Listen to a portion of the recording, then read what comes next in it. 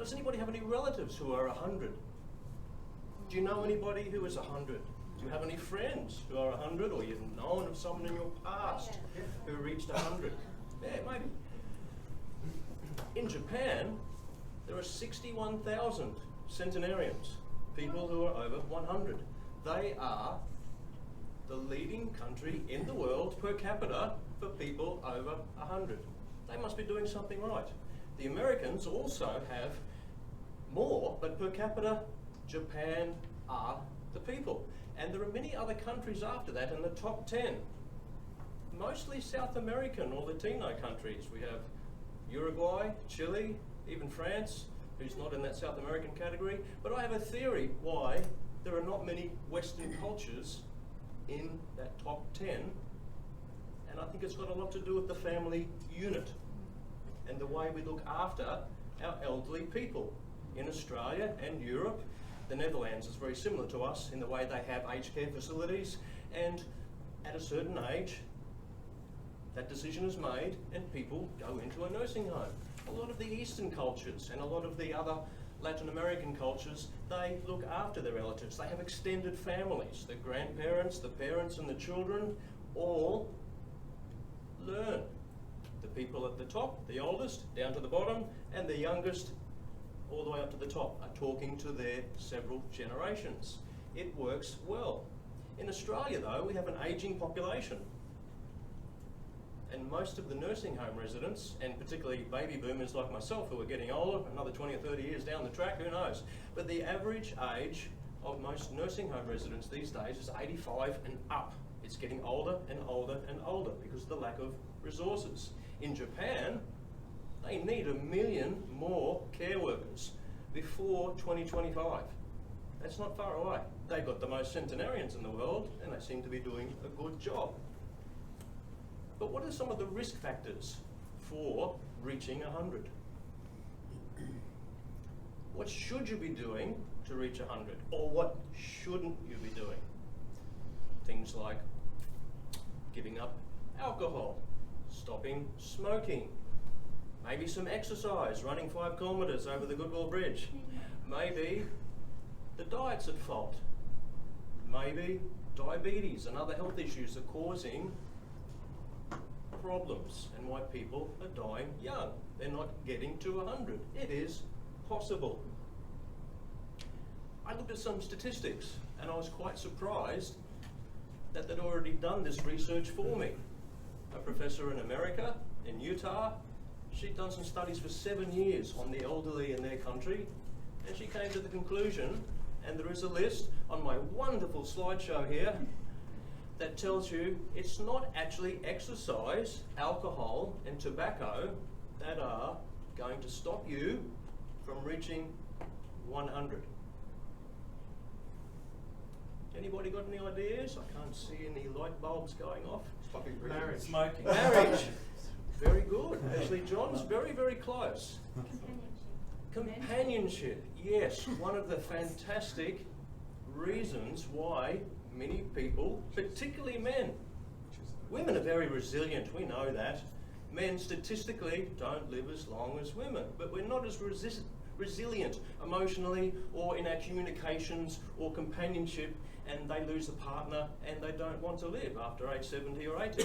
They fade away very quickly. So the top predetermined reason for longevity and men reaching 100 is social isolation and loneliness. They don't reach out and communicate with people. I see this every day. I visit nursing homes voluntarily and I go and talk to these people, and many of the men in the nursing homes are sitting in a room and there's nobody else to talk to them because they're physically disabled or deaf or blind. They might have another fellow who's 200 or 300 metres away, who they don't know, but they'll never get to meet that man. I haven't told you something very important. Only 5 or 10% of residents in an aged care facility are men because of that age difference. 7 years longer. Women live 7 years longer on average. That means in an average nursing home of 100 people, you might only have 5 to 10 fellas. And because they're so separated from each other, hundreds of metres away, they're in a wheelchair, They can't talk to anybody and talk about what men talk about. And we all know what men talk about, don't we? We've got ideas. The thing is with these fellows though, and here's the shocking statistic, the highest suicide rate in Australia is for men over 85. In any category, in any category. I thought it was going to be the 18 to 25-year-olds. The highest suicide rate is men over 85 because they don't cope. Did you know that in general nursing homes, and these are the accredited ones who are watched, these are the good ones, they only, most people living in these homes only get 40% do not get visitors. 40% do not get visitors at all. So this contributes to the social isolation and to the negative feedback they're getting. Well, no one sees you, no one wants to talk to you, I'm not going to live, I don't want to. There's no one to talk to. Their circle of friends have all gone. No one in their age group anymore. Their wives have gone, their children in some cases have gone, or just don't live in that area. So the statistics mean it's actually a matter of life and death for these men to be connected, to talk to people again, to establish some circles of friends. Otherwise, they just wither and die. How do we combat this problem? It's a very real problem right across aged care facilities in Australia. I can tell you that the best way to combat this problem is to go in and talk to these men. And this is where Circle of Men on my slideshow comes in extremely handy. Circle of Men is an organisation of 50 or 60 volunteers, all men. We've been around for 15 years and we visit many nursing homes in the Redlands city area and all the way out to the southern suburbs. We visit once a week. We ask you for 90 minutes a week. That is your contribution to this cause. 90 minutes. A couple of men, volunteers, go into the nursing home, we establish a circle of men and we talk to these men. And in some cases, it's the first time they've had an opportunity to talk to anybody for many years. They've been at home for 20 years on their own. As I said, their wives passed on. It's very difficult. They don't want to open up about their previous lives. We all think we're pretty tough, this current generation of millennials and Generation X and baby boomers. We think we're pretty tough. But the generation before that, the pre-war generation, they're very tough. They never talk. They don't talk about their feelings. They don't know what to say. They don't know how to express what they really feel. So when we get together in a group, the Circle of Men encourages these men to talk about things. What goes on in Las Vegas stays in Las Vegas. So it stays with the Circle. We talk about happy things, we talk about sad things, we talk about anything. Today we spoke about Aussie slang. Stone the crows, starve the lizards, and you wouldn't believe the old sayings that came out because all of these guys know the language that is fast disappearing of a bygone Australia. We're keeping this alive. We're keeping them alive.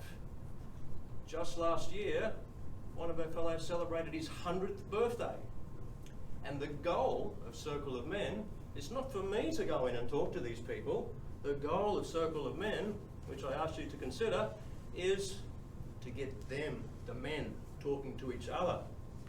And I was heartened recently when one of our gentlemen, Bill, he's 87, he's perfectly fine. He walks around. He went and visited our man called Ted. He's blind. Ted can't see anything. He can't hear much. But now they're starting to visit each other. And that is the goal of Circle of Men, is to get these guys supporting themselves, creating their own networks, and they will live to 100.